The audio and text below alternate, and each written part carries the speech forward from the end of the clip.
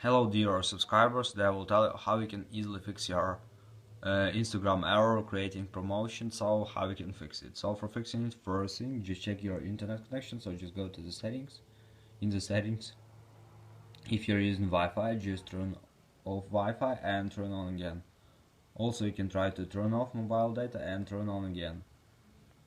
Also you can try to turn on airplane mode, wait a few seconds and just turn it off.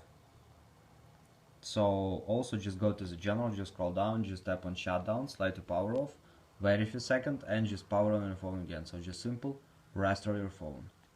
And if it doesn't help you, if you still have the error, so you just need, you can try to update your Instagram. So just go to App Store, just go to search tab, in search tab just write Instagram, and if you see here not open but update, just tap on update and it will successfully download and install the latest updates for your Instagram. So this is the way how you can also fix it. So thanks for watching, have a nice day, subscribe to my channel, click like, and goodbye.